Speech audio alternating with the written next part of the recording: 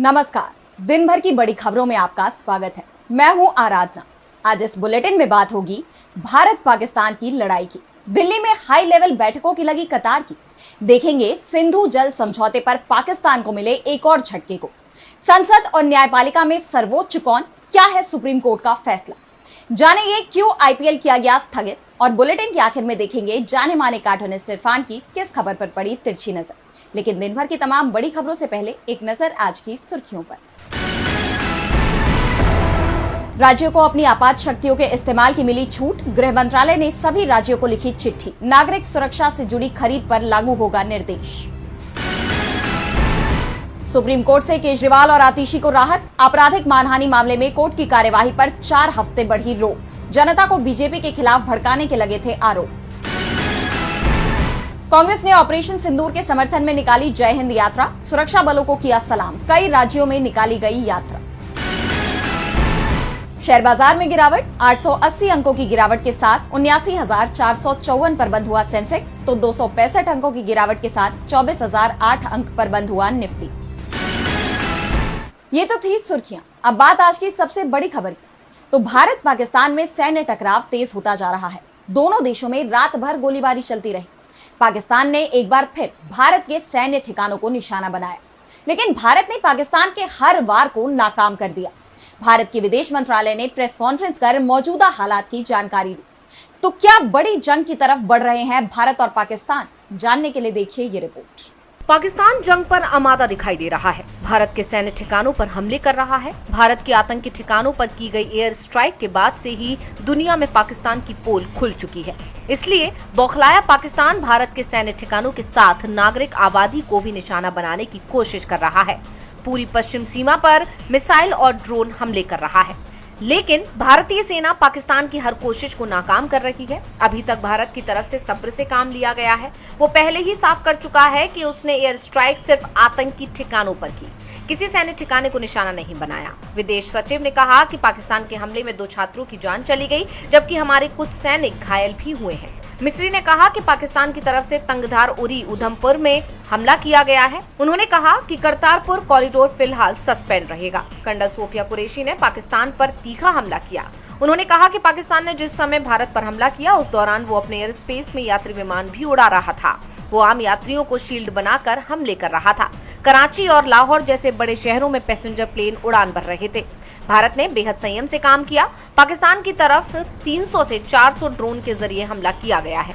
36 स्थानों पर पाकिस्तान ने घुसपैठ की कोशिश की, लेकिन भारतीय सशस्त्र बलों ने इनमें से कई ड्रोन और घुसपैठियों को मार गिराया। उन्होंने बताया कि इस हमले का संभावित मकसद भारत की वायु रक्षा प्रणालियों का परीक्षण और खुफिया जानकारी एकत्र करना था। ड्रोन के मलबे की फॉरेंसिक जांच से पता चला है कि ये तुर्की के 80 गार्ड सोंगर ड्रोन थे। पाकिस्तान के हमले का जवाब देने के लिए भारत ने भी उसके 4 ठिकानों को निशाना बनाया है। भारत के हमले में पाकिस्तान का एडी रडार तबाह हो गया है। ये रडार चीन में बना हुआ था। भारत ने अभी तक तो संयम दिखाया है, लेकिन ये कहा जा रहा है कि अगर पाकिस्तान ने इसी तरह से हिमाकत जारी रखी तो उसे सख्त सबक सिखाया जाएगा। भारत और पाकिस्तान में तनाव और बढ़ता जा रहा है। ऐसे में भारत अपनी तैयारियां और मजबूत कर रहा है। दिल्ली में दिन भर बैठकों का दौर चलता रहा। रक्षा मंत्रालय से लेकर कृषि मंत्रालय तक सभी ने अपने विभागों को किसी भी हालात के लिए तैयार करने पर जोर दिया। इस बीच सरकार ने एक बार फिर मीडिया और आम नागरिकों के लिए एडवाइजरी जारी की है। तो क्या है पूरी खबर, आइए देखते हैं इस रिपोर्ट में। भारत पाकिस्तान के खिलाफ मैदान में डट कर खड़ा है। पाकिस्तान के हर हमले का भारत की तरफ से करारा जवाब दिया जा रहा है। इन हालात में दिल्ली में लगातार बैठकों का दौर चल रहा है। आगे की रणनीति पर चर्चा की जा रही है। रक्षा मंत्री राजनाथ सिंह ने साउथ ब्लॉक में हाई लेवल की मीटिंग की। इस दौरान chief of defence staff CDS general Anil Chauhan, navy chief admiral Dinesh K Tripathi, army chief general Upendra Dwivedi, air chief marshal AP Singh और रक्षा सचिव RK सिंह मौजूद रहे। तीनों सेना के अध्यक्षों ने रक्षा मंत्री को मौजूदा हालात की जानकारी दी। वहीं दूसरी तरफ गृह मंत्री अमित शाह के साथ NSA अजित डोभाल की मुलाकात हुई। गृह मंत्री के आवास पर हुई इस हाई लेवल मीटिंग में DG BSF Daljit Chaudhary, CISF के महानिदेशकों के साथ ही गृह मंत्रालय के वरिष्ठ अधिकारी भी शामिल हुए। इस दौरान सीमा की स्थिति और हवाई अड्डों की सुरक्षा व्यवस्था की समीक्षा की गई। इसके अलावा केंद्रीय स्वास्थ्य मंत्री JP नड्डा ने स्वास्थ्य मंत्रालय के वरिष्ठ अधिकारियों के साथ देश भर के स्वास्थ्य केंद्रों और सुविधाओं पर समीक्षा बैठक की। वहीं केंद्रीय कृषि मंत्री शिवराज सिंह चौहान ने भी कृषि अधिकारियों के साथ बैठक की। इसकी जानकारी देते हुए उन्होंने कहा कि हमारे कृषि भंडार भरे हुए हैं। कृषि विभाग के तौर पर हमारी जिम्मेदारी फूड सिक्योरिटी सुनिश्चित करना है। हमारे पास गेहूं, चावल या अन्य अनाज पर्याप्त मात्रा में है। जवान सीमा पर तैनात है और वैज्ञानिक खेतों में किसानों के साथ है। यानी देखा जाए तो सभी केंद्रीय मंत्रालयों की बैठकें हुई और सभी मंत्रियों ने किसी भी स्थिति के लिए अपने विभागों की तैयारी ठोस करने पर जोर दिया है। राज्य सरकारों ने भी इन तमाम मुद्दों पर अपनी तैयारी मजबूत कर ली है। इस बीच सरकार की तरफ से एक बार फिर मीडिया के लिए एडवाइजरी जारी की गई, जिसमें सेना की मूवमेंट और सोर्सों के आधार पर खबर दिखाने से इनकार किया गया है। भारत सरकार और सेना की तैयारियों के चलते दुनिया भर में हलचल दिखाई दे रही है और ये दावा किया जा रहा है कि अगर पाकिस्तान ने भारत पर हमले की कोशिश की तो उसे मुंहतोड़ जवाब दिया जाएगा। भारत ने साफ कर दिया है कि वो पाकिस्तान के हर हमले का मुंहतोड़ जवाब देगा। इस बीच पाकिस्तान को एक और बड़ा झटका लगा है। भारत ने पहले ही सिंधु जल समझौते को स्थगित कर दिया था, जिसे लेकर पाकिस्तान बौखलाया हुआ था और उसने वर्ल्ड बैंक से मामले में मदद की गुहार लगाई थी, लेकिन वहां से भी उसे निराशा हाथ लगी है। तो पाकिस्तान की अपील पर क्या कहा वर्ल्ड बैंक ने, जानने के लिए देखिए ये रिपोर्ट। सिंधु जल समझौते पर अब वर्ल्ड बैंक से भी पाकिस्तान को बड़ा झटका लग गया है। वर्ल्ड बैंक ने साफ कर दिया कि वो पाकिस्तान की कोई मदद नहीं करेगा। दरअसल जम्मू कश्मीर के पहलगाम में हुए आतंकी हमले के बाद भारत ने सिंधु जल संधि को तत्काल प्रभाव से निलंबित कर दिया था। भारत ने यह फैसला तब तक के लिए लिया है जब तक पाकिस्तान आतंकवाद को समर्थन देने की नीति से स्पष्ट और स्थायी रूप से पीछे नहीं हटता। इसे लेकर मीडिया में कई अटकलें चल रही थीं कि वर्ल्ड बैंक शायद इस विवाद में हस्तक्षेप करेगा। इन तमाम अटकलों पर अब विश्व बैंक के अध्यक्ष ने अपना मत साफ कर दिया है। अजय बंगा ने कहा कि 1960 के समझौते में विश्व बैंक केवल मध्यस्थ की भूमिका में है।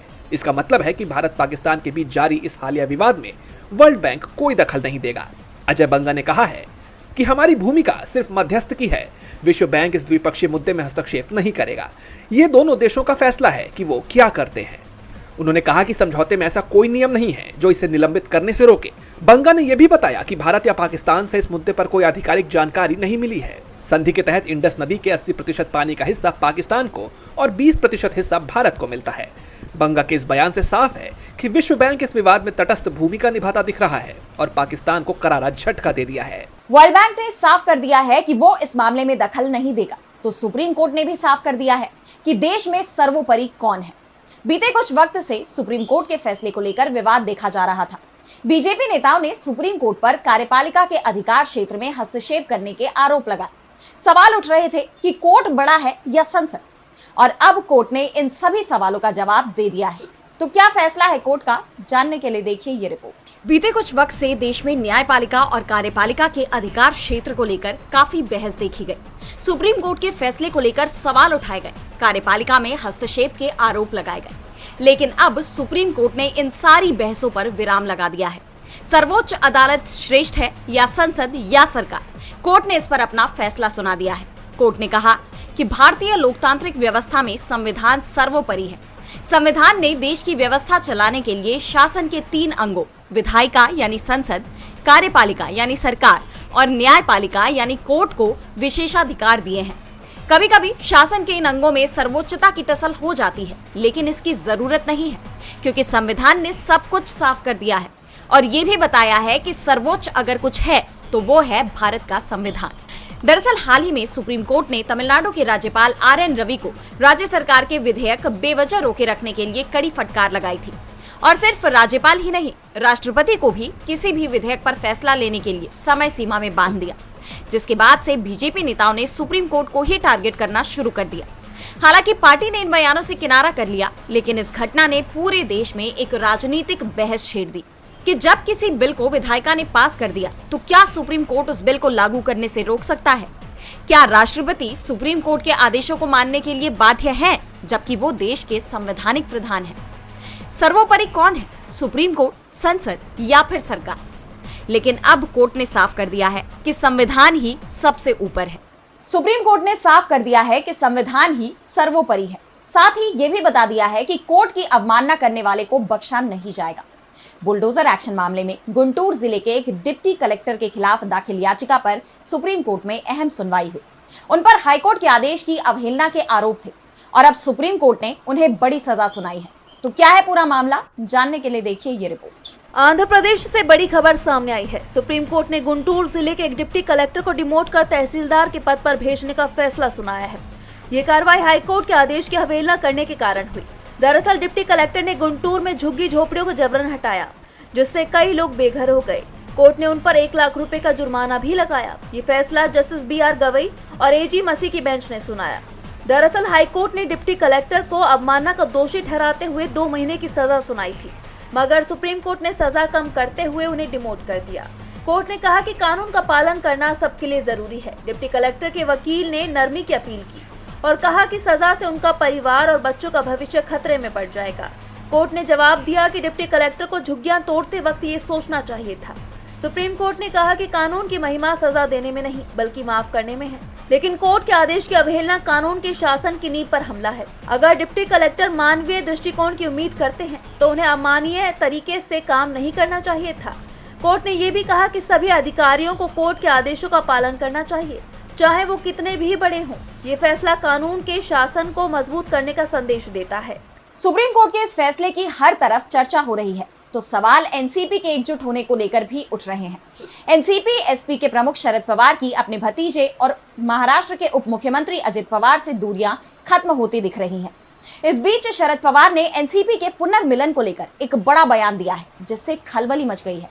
चर्चा है कि क्या महाराष्ट्र की राजनीति में कोई बहुत बड़ा घटनाक्रम हो सकता है, क्या कोई सियासी उलटफेर देखने को मिल सकता है।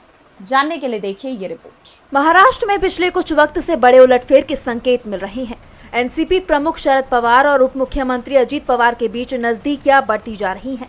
इस बीच एनसीपी प्रमुख शरद पवार ने एक बड़ा बयान दिया है। उन्होंने भविष्य में एनसीपी के दोनों गुटों के फिर से एक होने की संभावना जताई है। शरद पवार ने तो यहाँ तक कहा कि सुप्रिया सुले को पार्टी के मर्जर पर फैसला लेना है। शरद पवार ने आगे कहा कि उनकी पार्टी का एक वर्ग अजित पवार के नेतृत्व वाली एनसीपी के साथ हाथ मिलाने के पक्ष में है।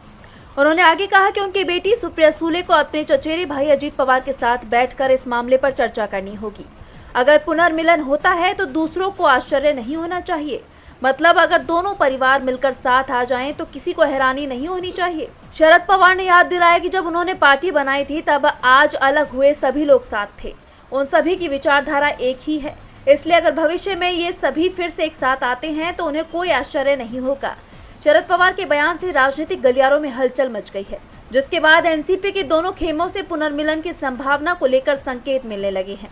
आपको बता दें कि पहले कई बार एनसीपी के 2 फाड़ होने के बाद से दोनों गुट एक दूसरे के खिलाफ खुलकर बोलते रहे हैं, लेकिन विधानसभा चुनावों के बाद एक महत्वपूर्ण बदलाव देखा गया। चाचा शरद पवार के लिए अजित पवार का रुख नरम होता दिखाई दिया। हाल ही में 1 महीने से भी कम समय में शरद और अजित पवार 3-4 कार्यक्रमों में एक साथ नजर आए।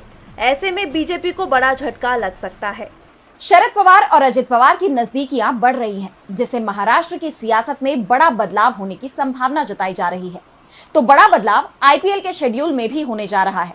पहले ही धर्मशाला में चल रहे मैच को रोका जा चुका है और अब भारत और पाकिस्तान में बढ़ते तनाव को देखते हुए बीसीसीआई ने एक और बड़ा ऐलान किया है।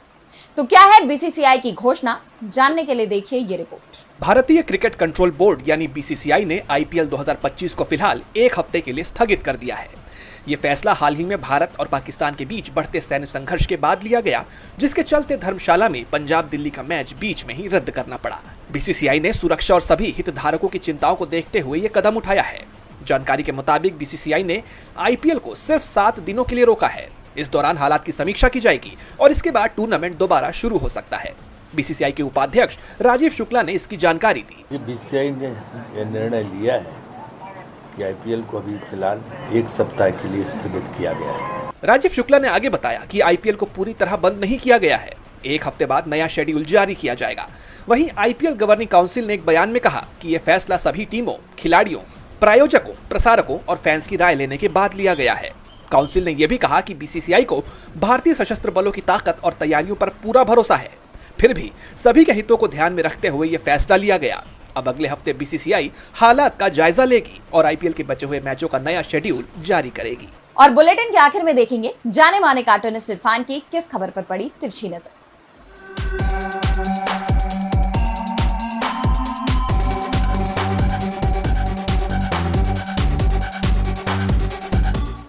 गेहूं के साथ में अब घुन भी पिसेगा जी हाँ, पाकिस्तान में पाले हुए उनके हजारों आतंकवादी और उसके अलावा पाला हुआ भारत का डॉन दाऊद इब्राहिम अब कहीं का नहीं रहेगा, क्योंकि उसको भी डर के मारे पसीने छूट रहे हैं। और यह हालत हो गई कि एयर स्ट्राइक के डर से दाऊद इब्राहिम ने, बताया जाता है कि अपना ठिकाना बदल लिया है, वो पाकिस्तान छोड़कर चला गया है। अब देखना यह है कि एयर स्ट्राइक से बचने वाले एक एक आतंकवादी किस तरह से बचेंगे, क्योंकि इस बार घर में घुस के मारा गया।